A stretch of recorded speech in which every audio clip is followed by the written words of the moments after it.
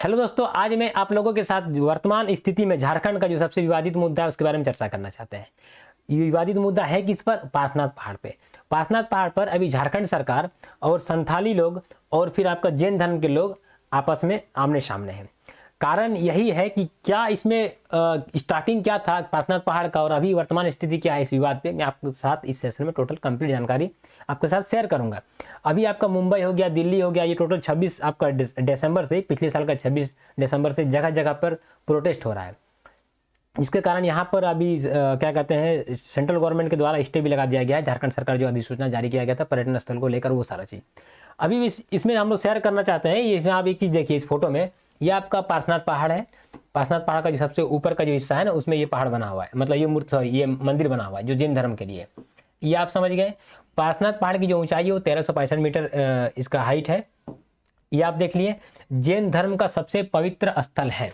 जिस प्रकार हिंदू धर्म के लिए वैष्णो देवी केदारनाथ है, मुसलमानों के लिए आपका मक्का मदीना है, उसी प्रकार आपका जैन धर्म के लिए सबसे पवित्र स्थान विश्व में आपका पार्श्वनाथ पहाड़ है। ऐसा टोटल ऐसा कहा जाता है कि जो जैन धर्म के जो लोग हैं वो पूरी तरह अहिंसा पर विश्वास करते हैं और इनकी जैन धर्म के लोग का मान्यता है कि सूर्य के डूबने के बाद भोजन नहीं करना चाहिए और इन लोग सूर्य डूबने के बाद जैन धर्म के लोग भोजन नहीं करते हैं।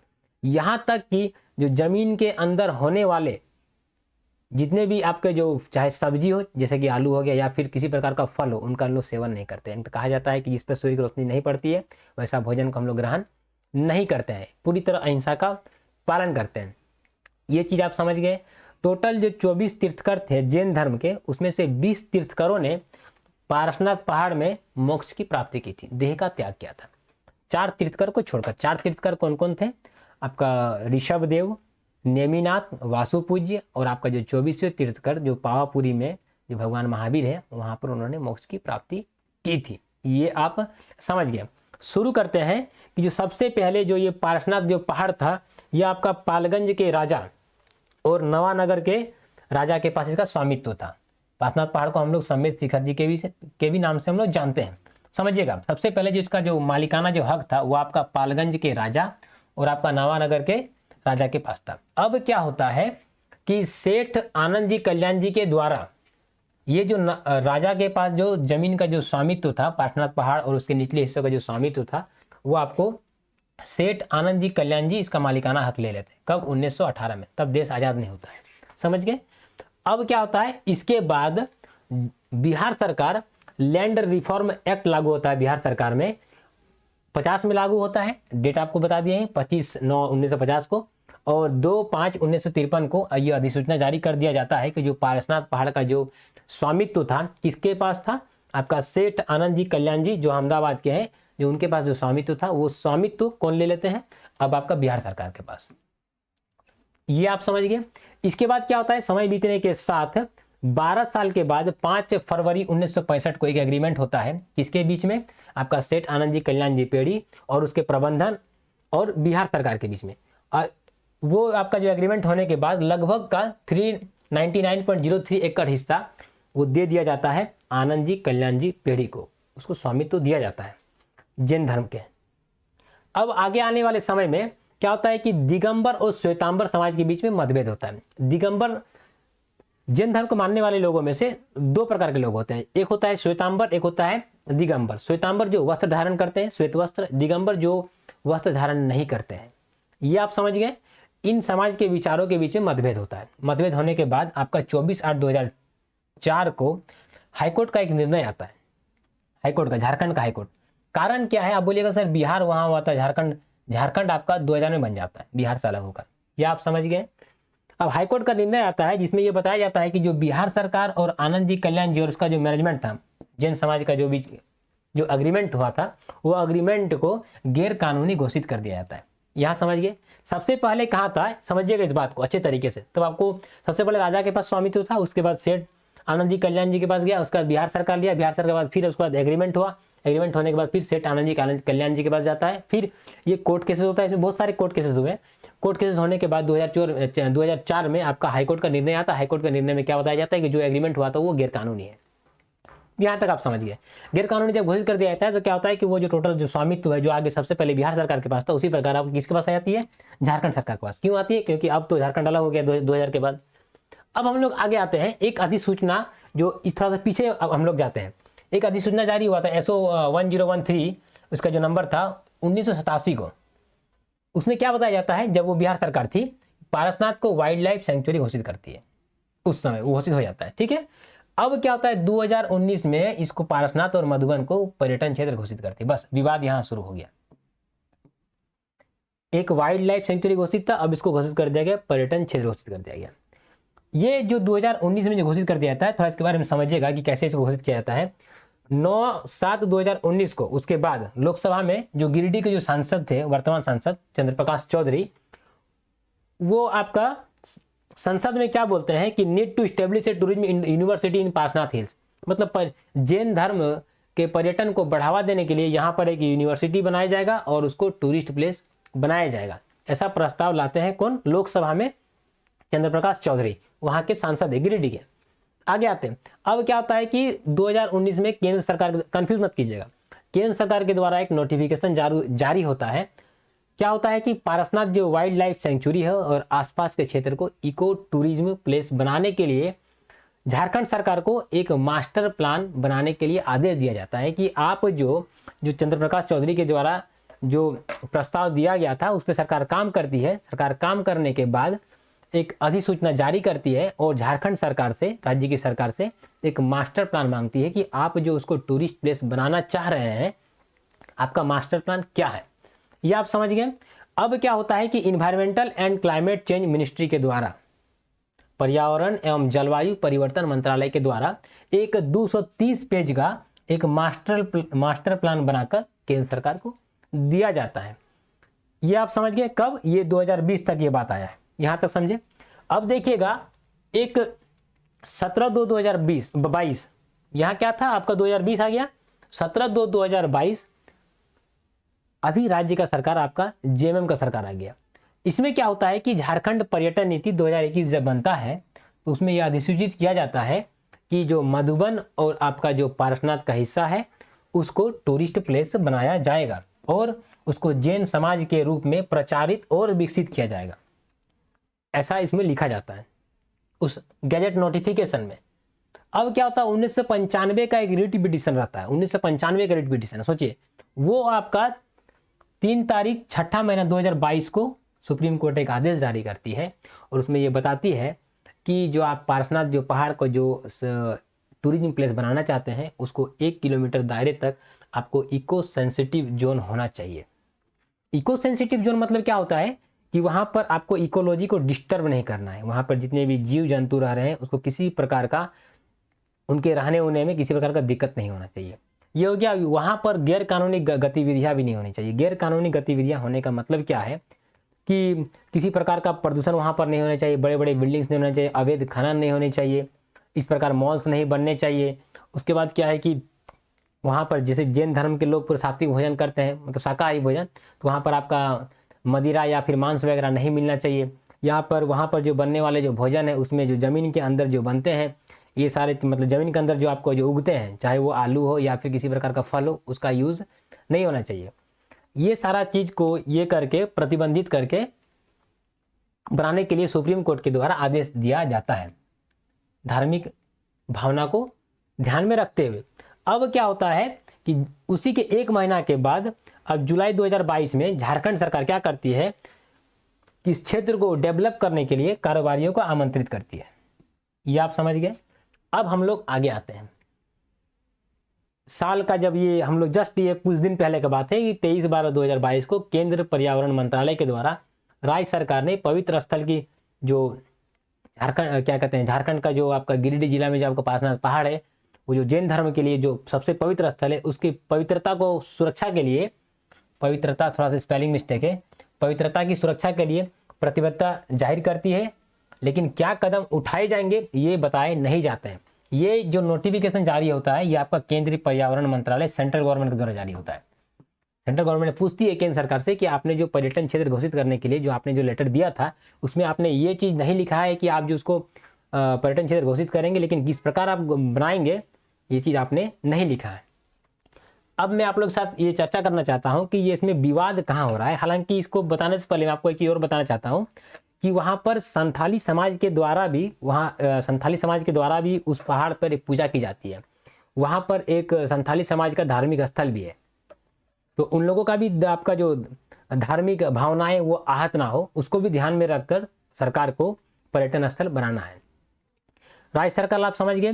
जैन धर्म के लोगों का क्या आपत्ति है, ये आप समझ गए होंगे। क्या आपत्ति है कि यदि बाहर से जितने भी लोग जैन धर्म के लोग आते हैं तीर्थ करने के लिए, वो एक शांति प्रिय स्थान पे आके तीर्थ करते हैं। उनका मानना है कि जैसे ही आप इसको टूरिस्ट प्लेस बना दीजिएगा तो बड़े बड़े बिल्डिंग बन जाएंगे। बड़े बड़े बिल्डिंग बन जाने से क्या हो जाएंगे, जल प्रदूषण होगा, वायु प्रदूषण होगा, ध्वनि प्रदूषण होगा, बड़ी बड़ी गाड़ियाँ आएगी तो तीर्थ करने में प्रॉब्लम होगा, वो शांति भंग हो जाएगी, उनकी पवित्रता में आँच आ जाएगी। पवित्रता में किस प्रकार आँच आएगी मैं आपको समझाना चाहता हूँ कि जैसे बताया ना कि बड़े बड़े होटल जब बन जाएंगे तो वहाँ पर तरह तरह के भोजन मिलेंगे, क्योंकि जहाँ पर लोग जैसे पहुँचने लगेंगे तो वहाँ तो होटल बनेंगे, और होटल बनेंगे तो वहाँ पर आपका चाहे मांस हो, चाहे मदिरा हो, या फिर अन्य प्रकार का जो भोजन जो आपका जैन धर्म में वर्जित है वो सारी चीज़ बनेंगे, ऐसा उनका कहना है।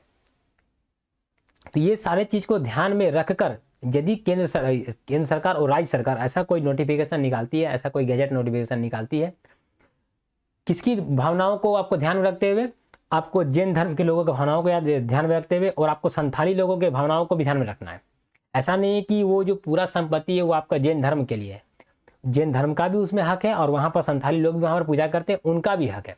तो दोनों धर्म के लोगों का और वहाँ पर रहने वाले जो निचले स्तर पर जितने भी लोग हैं उस क्षेत्र के, उसके विकास को भी ध्यान में रखते हुए आपको उस प्लेस को डेवलप करना है, उसको टूरिस्ट प्लेस उस प्रकार बनाना है किसी को भी किसी प्रकार का ना इकोलॉजी को, मतलब किसी प्रकार का इकोलॉजी को हम लोग ना डिस्टर्ब करें, और आपका जो जैन धर्म के लोगों की जो भावनाएं उसको भी ना डिस्टर्ब करें, और जो संथाली लोगों की जो धार्मिक भावनाएं उसको भी डिस्टर्ब ना करें। ये सारा चीज़ को बनाते हुए आप एक इको सेंसिटिव टूरिस्ट प्लेस आप इसको बना सकते हैं। ये अब इस विवाद में किस पक्ष का क्या क्या दृष्टिकोण है, क्या क्या राय है, उस चीज़ के बारे में मैं आप लोग के साथ चर्चा करता हूँ। सबसे पहले विश्व हिंदू परिषद BHP का क्या दृष्टिकोण है वो आपको बताना चाहता हूँ। विश्व हिंदू परिषद ये मांग करती है सरकार से कि जो ये जैन धर्म के लिए जो ये पवित्र स्थल है विश्व में, इसको जैन धर्म के लिए सुरक्षित रखा जाए और इसको पवित्र स्थल घोषित किया जाए, और 2019 में जो अधिसूचना जारी हुआ था पर्यटन स्थल बनाने का उसको रद्द कर दिया जाए। ये हो गया विश्व हिंदू परिषद का दृष्टिकोण। इसी प्रकार का लगभग इससे मिलता जुलता आपका असदुद्दीन अवैसी का भी यही चीज़ कहना है कि जैन धर्म के लिए इसको सुरक्षित रखा जाए और सरकार इस पर पुनर्विचार करे। ये हो गया। इसके बाद आपका वहाँ के रहने वाले जो लोग हैं संथाली लोग या फिर क्षेत्रीय लोग, उनका क्या कहना है कि ये जो पार्श्वनाथ पहाड़ है वहाँ पर उसके भगवान मारांग गुरु निवास करते हैं, और हम लोग वहाँ पर बहुत पुराने समय से पूजा करते आ रहे हैं। इस पर एक गैजेट भी जारी हुआ था मारांग गुरु पहाड़ को लेकर। तो उनका कहना है कि ये जो स्थल है वो जैन धर्म के लोगों से मुक्त किया जाए और संथालियों के लिए ये क्षेत्र घोषित किया जाए, और 2019 को जो अधिसूचना जो जारी हुई थी उसको भी रद्द किया जाए। ये हो गया वहाँ के क्षेत्र के रहने वाले लोग, संथाली लोग या फिर उसके आसपास के रहने वाले लोगों का ये डिमांड है। ये चीज़ हो गया। जैन धर्म के लोगों का क्या डिमांड है, ये जो पर्यटन क्षेत्र आप जो घोषित किए हैं इसको रद्द किया जाए, ये हमारे लिए पवित्र स्थल है, इसकी पवित्रता को बनाए रखने के लिए हम लोग पूरी तरह प्रतिबद्ध है, चाहे इसके लिए कुछ भी हो जाए, हम लोग इस पर सरकार से लड़ने को तैयार है। हालांकि इनका जनसंख्या बहुत कम है, हमारे पूरे भारत में यदि कंप्लीट जनसंख्या में इस धर्म की जनसंख्या को हम लोग बताएं तो 0.4% है। हालांकि सबसे समृद्ध जो धर्म है बाकी सभी धर्मों में वो आपका जैन धर्म ही है। सबसे अधिक अमीर बोलिए या फिर किसी भी क्षेत्र में बोलिए, ये बहुत अधिक मतलब डेवलप्ड है पूरी तरीके से। यही कारण उन लोगों का कहना है कि हमको सरकार से किसी भी तरह का आर्थिक मदद नहीं चाहिए, हम लोग इस क्षेत्र को डेवलप करने के लिए हम लोग पूरी तरीके से प्रतिबद्ध है। ये रह गया बात। अब मैं आप लोगों के साथ चर्चा करता हूँ ये लाभ और हानि के बारे में कि पर्यटन क्षेत्र बनने से क्या लाभ और क्या हानि होगा। विवाद कहाँ हो रहा है, हालांकि इसको बताने से पहले मैं आपको एक चीज़ और बताना चाहता हूँ कि वहाँ पर संथाली समाज के द्वारा भी उस पहाड़ पर एक पूजा की जाती है। वहाँ पर एक संथाली समाज का धार्मिक स्थल भी है। तो उन लोगों का भी आपका जो धार्मिक भावनाएं वो आहत ना हो, उसको भी ध्यान में रखकर सरकार को पर्यटन स्थल बनाना है। राज्य सरकार आप समझ गए। जैन धर्म के लोगों का क्या आपत्ति है ये आप समझ गए होंगे। क्या आपत्ति है कि यदि बाहर से जितने भी लोग जैन धर्म के लोग आते हैं तीर्थ करने के लिए, वो एक शांति प्रिय स्थान पे आके तीर्थ करते हैं। उनका मानना है कि जैसे ही आप इसको टूरिस्ट प्लेस बना दीजिएगा तो बड़े बड़े बिल्डिंग बन जाएंगे। बड़े बड़े बिल्डिंग बन जाने से क्या हो जाएंगे, जल प्रदूषण होगा, वायु प्रदूषण होगा, ध्वनि प्रदूषण होगा, बड़ी बड़ी गाड़ियाँ आएगी तो तीर्थ करने में प्रॉब्लम होगा, वो शांति भंग हो जाएगी, उनकी पवित्रता में आँच आ जाएगी। पवित्रता में किस प्रकार आँच आएगी मैं आपको समझाना चाहता हूँ कि जैसे बताया ना कि बड़े बड़े होटल जब बन जाएंगे तो वहाँ पर तरह तरह के भोजन मिलेंगे, क्योंकि जहाँ पर लोग जैसे पहुँचने लगेंगे तो वहाँ तो होटल बनेंगे, और होटल बनेंगे तो वहाँ पर आपका चाहे मांस हो, चाहे मदिरा हो, या फिर अन्य प्रकार का जो भोजन जो आपका जैन धर्म में वर्जित है वो सारी चीज़ बनेंगे, ऐसा उनका कहना है। तो ये सारे चीज़ को ध्यान में रखकर यदि केंद्र सरकार और राज्य सरकार ऐसा कोई नोटिफिकेशन निकालती है, ऐसा कोई गैजेट नोटिफिकेशन निकालती है, किसकी भावनाओं को आपको ध्यान में रखते हुए, आपको जैन धर्म के लोगों की भावनाओं को ध्यान में रखते हुए, और आपको संथाली लोगों के भावनाओं को भी ध्यान में रखना है। ऐसा नहीं है कि वो जो पूरा संपत्ति है वो आपका जैन धर्म के लिए है, जैन धर्म का भी उसमें हक है और वहाँ पर संथाली लोग भी वहाँ पर पूजा करते हैं, उनका भी हक है। तो दोनों धर्म के लोगों का और वहाँ पर रहने वाले जो निचले स्तर पर जितने भी लोग हैं उस क्षेत्र के, उसके विकास को भी ध्यान में रखते हुए आपको उस प्लेस को डेवलप करना है, उसको टूरिस्ट प्लेस उस प्रकार बनाना है किसी को भी किसी प्रकार का ना इकोलॉजी को, मतलब किसी प्रकार का इकोलॉजी को हम लोग ना डिस्टर्ब करें, और आपका जो जैन धर्म के लोगों की जो भावनाएं हैं उसको भी ना डिस्टर्ब करें, और जो संथाली लोगों की जो धार्मिक भावनाएं उसको भी डिस्टर्ब ना करें। ये सारा चीज़ को बनाते हुए आप एक इको सेंसिटिव टूरिस्ट प्लेस आप इसको बना सकते हैं, ये कहना है। अब क्या होता है कि पर्यटन क्षेत्र बनने से लाभ क्या होता है, हानि क्या होता है? राज्य सरकार इस पे ये कि इसको हम पर्यटन क्षेत्र इसको बनाएं। कारण क्या है? क्या हो सकता है कि धार्मिक और सांस्कृतिक गतिविधियों को बढ़ावा मिलेगा, अलग अलग धर्म के लोग आएंगे, अलग अलग अपनी संस्कृतियां का एक दूसरे से आदान प्रदान करेंगे, ये सही चीज़ है। आगे रोजगार को बढ़ावा मिलेगा। रोजगार को बढ़ावा किस प्रकार मिलेगा? जैसे ज़्यादा भीड़ होगा तो क्या होगा, ज़्यादा वहाँ पर वाहन चलने लगेंगे, तो वाहन चलाने वालों को रोजगार होगा, ये चीज़ हो गया। वहाँ पर जब लोग आएंगे तो ज़्यादा भीड़ होगा, तो वहाँ पर होटल्स खुलेंगे, वहाँ पर रूम्स खुलेंगे, मकान बनेंगे बड़े बड़े, तो वहाँ के लोगों को रोजगार होगा। बड़े बड़े जब दुकानें बनेंगी वहाँ पर तो रोजगार बढ़ेगा, ये चीज़ हो गया। और भी तरह तरह के, मतलब एक तरह से मोटा मोटी समझ जाइए कि रोजगार को बढ़ावा मिलेगा, अर्थव्यवस्था को मजबूती मिलेगी, सभी लोग इकोनॉमिकली मजबूत हो जाएंगे। अंतर्राष्ट्रीय संबंधों को बढ़ावा मिलेगा। अंतर्राष्ट्रीय संबंधों को बढ़ावा मिलेगा, इसका मतलब क्या है कि विदेशों से भी जैन धर्म के लोग आएंगे। जब विदेशों से जैन धर्म के लोग आएंगे तब क्या होगा कि ये जो इंटरनेशनल जो रिलेशनशिप वो मजबूत होगा। इस प्रकार यदि हम लोग यदि निर्बाधा रूप से यदि कोई अन्य धार्मिक स्थल यदि अन्य देश में जाते हैं, हमको किसी प्रकार का प्रॉब्लम नहीं होगा, तो क्या होता है इंटरनल जो रिलेशनशिप है वो मजबूत होता है। और यदि आप गए कहीं पर, जैसे मान के चलिए आप चले गए अमेरिका और वहाँ पर आपको किसी मंदिर में घुसने नहीं दिया गया, इससे क्या होता है इंटरनेशनल जो रिलेशनशिप है उसमें प्रॉब्लम आती है।